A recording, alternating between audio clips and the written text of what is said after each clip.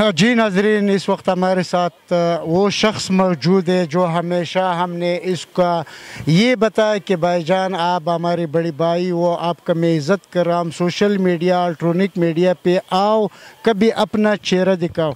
ये वो शख्स है हमेशा जो काम कर रहा है ग्राउंड पे। इसका ताल्लुक़ NA 242 कराची से। ये शख्स उन जगहों पे इलेक्शन लड़ा है जो पीपल्स पार्टी का गढ़ है और MQM का गढ़ है कराची सिंध से, मगर ये हमेशा ग्राउंड पे काम कर रहा है। हमें समझ कुछ नहीं आ रहा है कि ये क्यों कैमरे का सामने नहीं आ रहा है, वजह क्या है। जितना काम कराची में इस बंदे ने किया, मेरा ख्याल है पीपल्स पार्टी ने अभी तक उतना काम कराची में नहीं किया।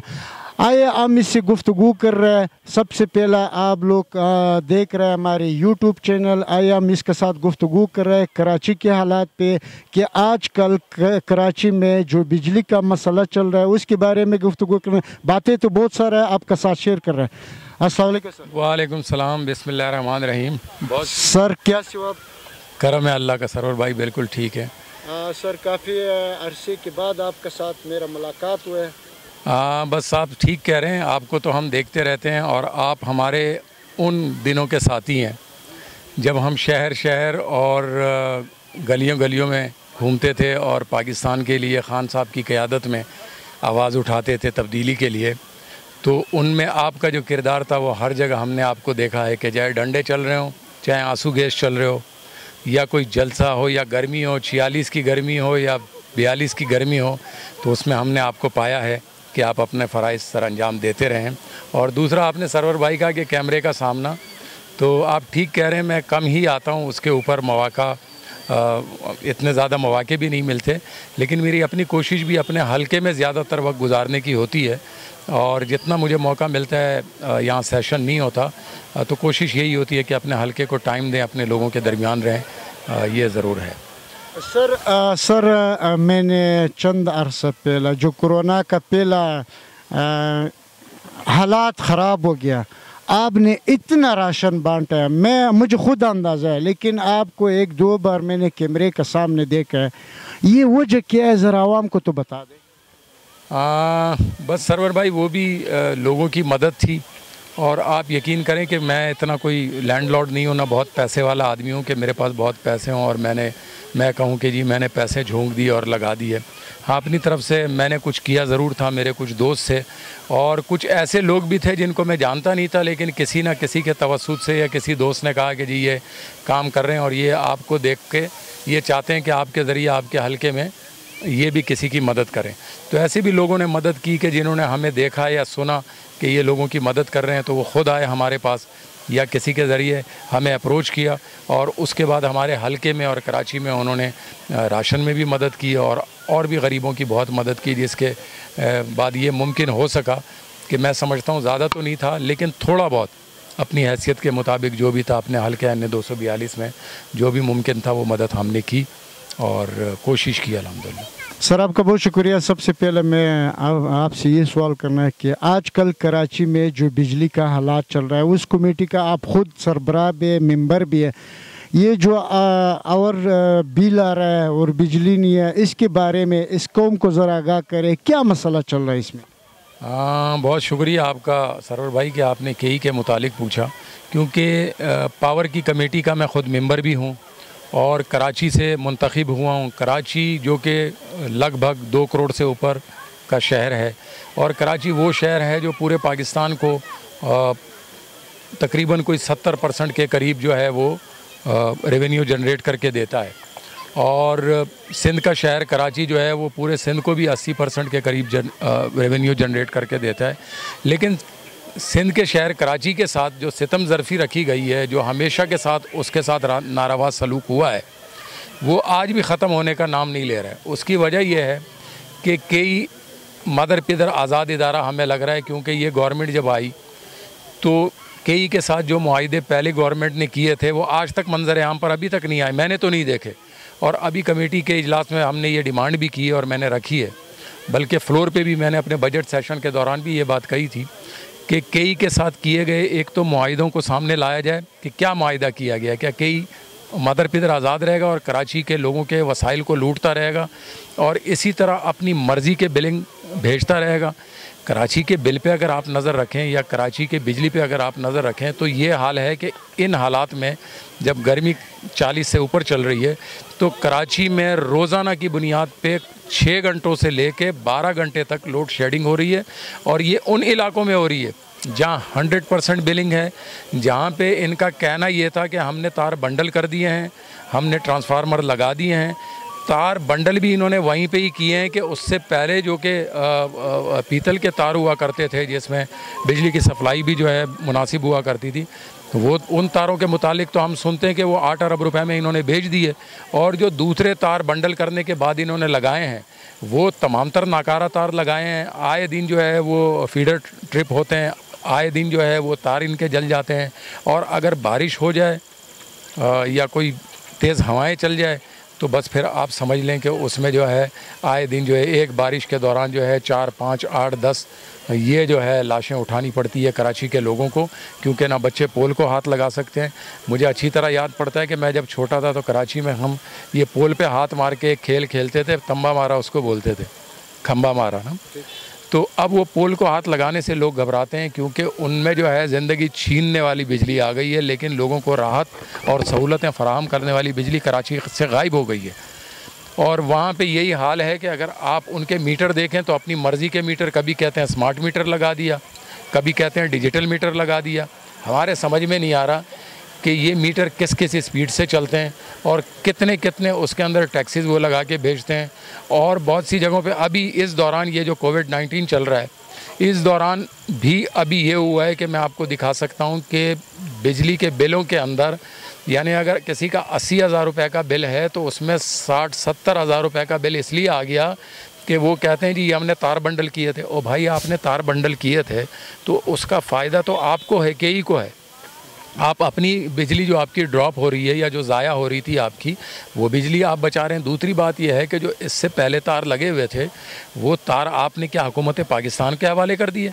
वो तो आप ले गए और आपने किसी को भेज दिए क्योंकि उसका मटेरियल बहुत अच्छा था, उसमें करंट भी अच्छा पास होता था। दूसरी बात यह है कि कराची में कुंडा माफिया जो है वो हमेशा से सरगर्म था, लेकिन वो उसको छतरी कई की हासिल है क्योंकि कई के अपने अफसरान उसकी सरपरस्ती करते हैं और उससे फ़ायदा ये होता है। अब आप सोच रहे होंगे कि उसकी सरपरस्ती क्यों करेंगे?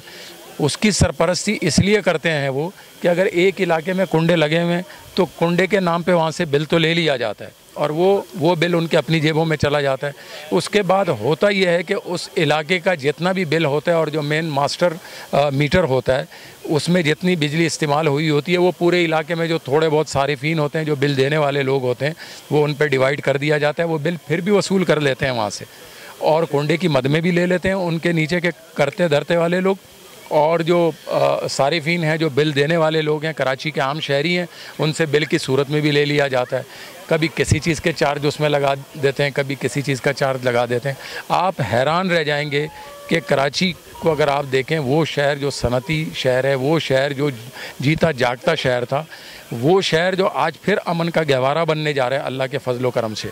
लेकिन अगर आप उसके बिजली के निज़ाम को देखते हैं तो आप हैरान रह जाते हैं कि ये कराची है। आज से 30 साल पहले ऐसे नहीं होता था कराची, जिस कराची की हालत आज इन्होंने बना दी है। और ये मैं आपके तवस्सुत से कई को ये पैगाम भी देना चाहता हूँ कि बहुत हो गया, बहुत लूट लिया आपने। जितनी आप तारें ले जा सकते थे ले गए, जितना आप पैसा यहाँ से ट्रांसफ़र करना चाहते थे कर लिए। अब ना कराची के लोग बैठेंगे, हम कराची के नुमाइंदे हैं, हमें कराची के लोगों ने वोट दिया है, हम पे एतमाद किया है, इन असम्बलियों तक पहुँचाया है, इमरान खान साहब पे एतमाद किया है, वज़ीर-ए-आज़म बनाया है, तो हम इमरान खान साहब के सिपाही हैं। इंशाअल्लाह कई के ख़िलाफ़ अब निकलेंगे भी और हमने निकलना शुरू भी कर दिया है। अब ये बर्दाश्त नहीं होगा। ये जो पूरे पाकिस्तान में अब बिजली का बुरा हाल है, मैं ये भी नहीं कहता क्योंकि लोड शेडिंग और भी जगहों पे हो रही है, लेकिन कई जिस तरीके से कर रही है या लूटमार जिस तरीके से कर रही है, ये अगर दूसरी जगहों पे इसकी मिसाल नहीं मिलती किसी जगह में, ना किसी मुल्क में, ना किसी जगह में, कि आए दिन जो है एक नए बिल, एक नई टैक्स लगा के उसको दे दिया जाता है और वो पैसा बटोर रहे हैं वहाँ से। बिजली का नामो निशान तक नहीं है। सर, वफाक गवर्नमेंट वफाक आप लोगों के साथ इस बिजली के बारे में क्या ताउन कर रहा है? आप लोगों ने बाकायदा जो बिजली का मिनिस्टर है उसके साथ आप लोगों ने, मैंने कुछ तस्वीरें देखा है, मीटिंग भी की, उसके बारे में मैं ये जो अभी हमारी 18 तारीख को एक कमेटी की मीटिंग थी पावर की, तो उसमें मैंने ये मसला उठाया था। चेयरमैन साहब हमारे हैं, उसके सालिक हुसैन साहब अच्छे इंसान हैं, और उमर अयूब साहब उसके मिनिस्टर है, तो उन्होंने यकीन दहानी कराई थी, लेकिन वो भी इसकी पूरी तरह वजाहत नहीं कर सके। और आज भी इत्तेफाक की बात है, जब आप आज इंटरव्यू कर रहे हैं तो आज भी मैं एक मीटिंग में बैठा था जिसमें स्पीकर साहब भी मौजूद थे, और उसमें हमारे जो है वफाकी मिनिस्टर परवेज़ खटक साहब भी थे, मुराद सईद साहब भी थे, अमीन गंडापुर साहब भी थे, और भी बहुत सारे MNA थे। तो आप यकीन करें कि जो उसमें सब ज़्यादातर बातें हुई वो यही केई से मुंसलिक हुई, और यही रोना रोना था जितने भी लोग थे। और कल भी कुछ लोग मिले हैं हमारे कराची के मेंबरान केई के कुछ अफसरान से। लेकिन मैं आपको ये बताना चाहता हूँ कि केई के जो अफसरान हैं वो ख़ुद को बालातर समझते हैं। मैंने ये देखा कमेटी में जब मैं आया हूँ तो पूरे पाकिस्तान से 20-20 ग्रेड के 21-21 ग्रेड के जो अफसरान हैं वापडा से मुंसलिक, वो तमाम तर वहाँ मौजूद होते हैं। वो आते हैं, हाज़िरी लगाते हैं, सुनते हैं और कोई ना कोई मुनासिब जवाब देते हैं। लेकिन केई के अफसरान ना उन मीटिंगों में आते हैं, ना कोई जवाब देते हैं। अभी पिछली दफ़ा ये जो मीटिंग थी 18 तारीख को, तो हमने उसमें मैंने आवाज़ उठाई कि इसको हाज़िर किया जाए, तब भी उसने वो जो इनके CEO हैं उन्होंने जो है बहाना किया कि उसको कोरोना है। तो भाई कोरोना है, आप ऑनलाइन भी बात कर सकते हो, और अगर कोरोना आपको है तो ऑर्डर तो आपसे किसी ने मना नहीं है कि कोरोना के अंदर लोग ऑर्डर भी जारी करते हैं घर से बैठ के। आप तनख्वाह तो ले रहे हो कोरोना में। बिल्कुल। अच्छा सर, आप साथ ये भी बता दें, अभी वफाक में बिल्कुल PTI का हुकूमत है, वज़ीर आज़म इमरान खान है, आप लोग तारिक इंसाफ का है, इसका हुकूमत है, लेकिन सिंध में बिलावल का हुकूमत है। वो उसी दिन भी मैं देख रहा था असम्बली में कि इमरान खान को ये धमकियाँ दे रहा था कि मैं नहीं छोड़ूंगा, जिस तरह आप लोग ख़ुद बेहतर समझते हैं।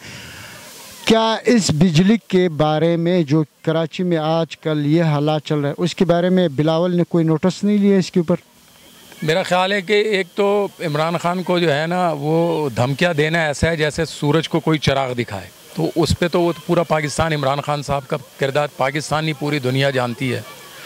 और वो शख्स है कि उसने किसी जगह दबना झुकना वो तो सीखा नहीं है, तो उस पर तो खैर बात करना बेकार है, क्योंकि सबको पता है कि इमरान खान यूनाइटेड नेशन में किस तरीके से उसने जो है मुकदमा लड़ा, इस्लाम का मुकदमा लड़ा, पाकिस्तान का मुकदमा लड़ा। दूसरी बात यह है कि तवज्जो देने की बात यह है कि अगर आप इनके पिछले अदवार देखें तो उस अदवार में जितना भी नुकसान पहुंचाया गया है तो वो तो उन्हीं लोगों से पहुंचा है, इन इदारों को जो वहाँ पे हुकूमतें करते रहें, जो वहाँ के करते धरते बादशाह हैं, या वहाँ के करते धरते जो उनके मेंबरान थे या उसकी जिनकी हुकूमतें थी। तो ये तो एक चलता हुआ आ रहा है तसलसल। जितना नुकसान कराची को हुआ है वो ये एक दिन में तो नहीं हुआ कि एक दिन में नुकसान हो गया, मैं किसी एक पे तो नहीं डाल सकता। ये केई के साथ जो मुआहदे हुए हैं ये किसी ने तो किए हैं, और उससे पहले भी जो कराची के साथ होता रहा है। आप बाकी चीज़ों में देख लें, केई का एक अलग मसला है। आप अगर कचरा देख लें तो जितना 12-13 हज़ार टन कचरा कराची से जो जनरेट होता है उसको आज तक किसी ने सोचा ही नहीं कि इस कचरे को किसी जगह ठिकाने का भी लगाना चाहिए, इसको रिसाइकल करने का भी सोचना चाहिए। इसके अलावा अगर आप उसके पानी के बारे में देखें, आप हैरान रह जाएंगे सरवर भाई कि ये पानी जो है अगर आप ख़रीदने जाएंगे तो आपको मिल जाएगा। आपको जितने टैंकर चाहिए आप ख़रीद लो, आपको मिल जाएगा। किसी मिल ऑनर को चाहिए, मिल ऑनर को मिल जाएंगे, पैसे वाले को चाहिए, मिल जाएंगे। लेकिन अगर आपके घर में आपको ज़रूरत है, आप एक गरीब शहरी हैं, तो फिर आपके घर में पानी लाइनों से नहीं आएगा, वहाँ नायाब हो गया है। और मैंने उस दिन असम्बली में भी ये बात की थी कि हमने सुना था कि पहले जंगें पानी के लिए हुआ करती थी, अब ये हम कराची में देखने जा रहे हैं। और कराची के साथ अब तक मजाक होता रहा है, जितनी भी उसके जो मंसूबे थे K3, K2, K4 का जो मंसूबा है, अब हमें उम्मीद जागी है कि वज़ीर आज़म इमरान खान साहब ने उस पर दोबारा से इनिशिएटिव लिया है कि हम कोशिश करेंगे कि इस मंसूबे को किसी तरीके से मुकम्मल करें। लेकिन उसमें भी अगर आप देखें जो थोड़ा बहुत पानी आता है, क्योंकि मैं सुपर हाईवे पे वाक़या हूँ, मेरा जो हलका है मेन सुपर हाईवे के दोनों अतराफ मैं वाक़या हूँ। एक 99 PS पड़ता है, एक 100 पड़ता है।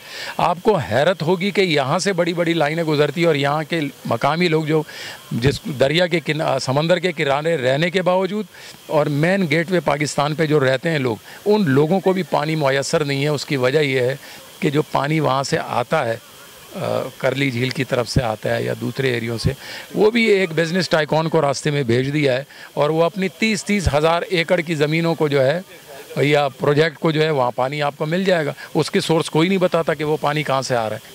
सर आप ये भी बता दें, बिलावल ने उस दिन कहा ना कि इमरान खान भीख मांग रहा है, क्या कराची में इन लोगों ने हकीकत में इस तरह बतखोर कैंप लगाया था? इसके बारे में ज़रा ये कम, और इसके मेरा दूसरा सवाल आपसे ये, क्योंकि आपका टेम भी मैं नहीं करूँगा, वहाँ पे राय अनवर जो था ACSP और आप कालके में था, उनने कई लोग बेगुनाह भी शहीद किए, इसके बारे में ये ज़रा कौम को बता दें।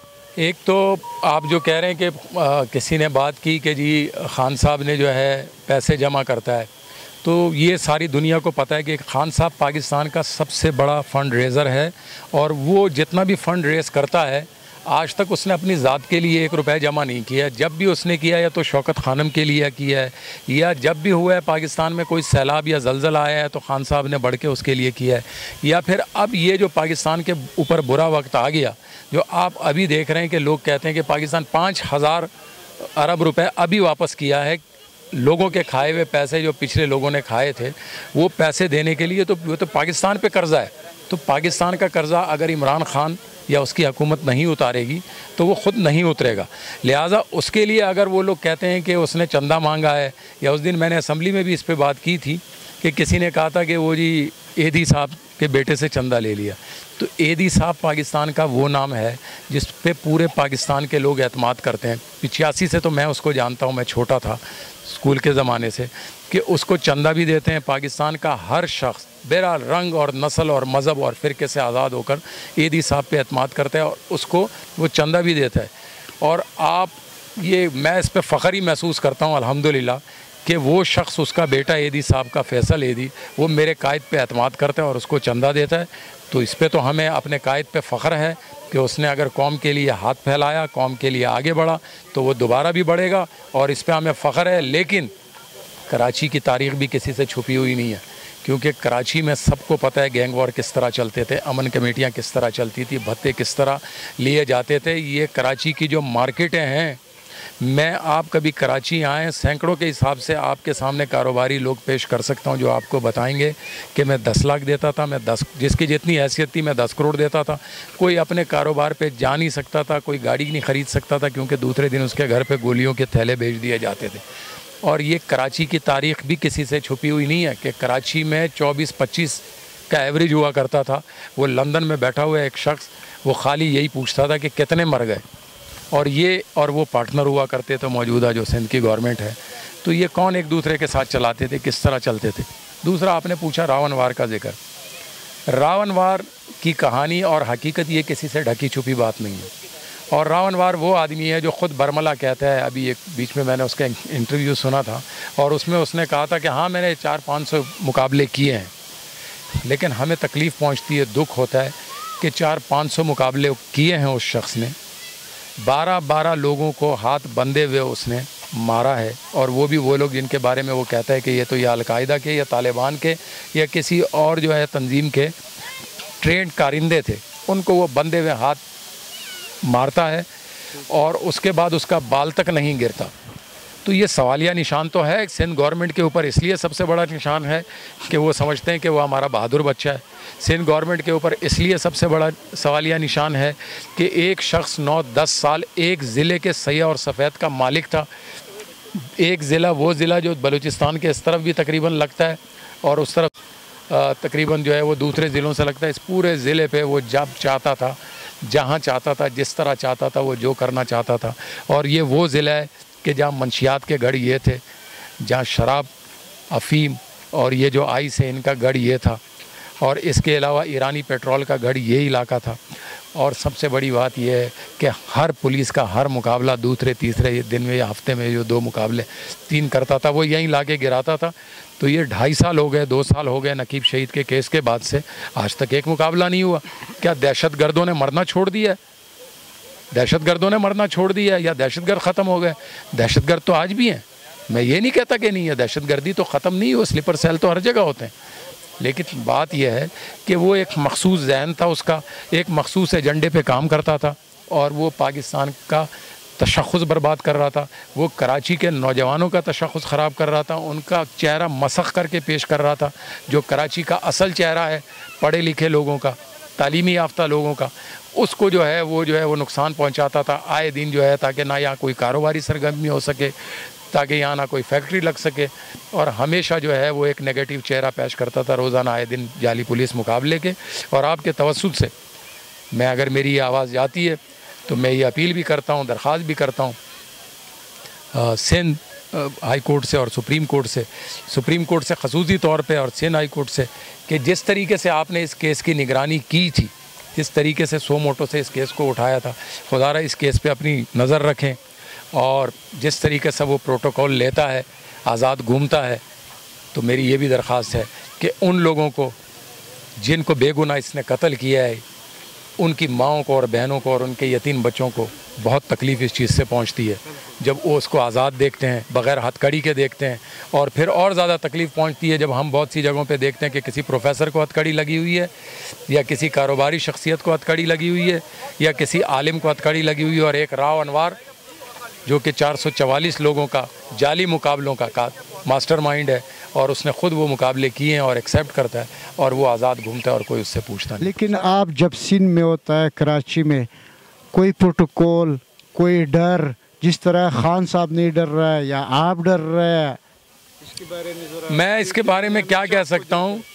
मेरे बारे में तो वाज़े तौर पे सुप्रीम कोर्ट के अहकामात मौजूद है, जो कि सिंध गवर्नमेंट के केस को फुल प्रूफ पूरे पाकिस्तान में सिक्योरिटी फराहम की जाए, और वाज़े तौर पे थ्रेड्स भी मौजूद हैं जो कि जिनकी FIR मौजूद हैं। लेकिन सिंध गवर्नमेंट बादशाह लोगों की गवर्नमेंट है, और हमने अपना मुकदमा और हमारी हिफाजत का ज़िम्मा वो जिसके ज़िम्मे है उस पर हमारा भरोसा है। तो इंशाअल्लाह जब अल्लाह ने जो रात जहाँ लिखी है उसे कोई नहीं बदल सकता। सर आपका बहुत शुक्रिया, इंशाल्लाह ज़िंदगी रहे ना आपसे। आपका भी बहुत शुक्रिया सरवर भाई, आपकी टीम का बहुत शुक्रिया।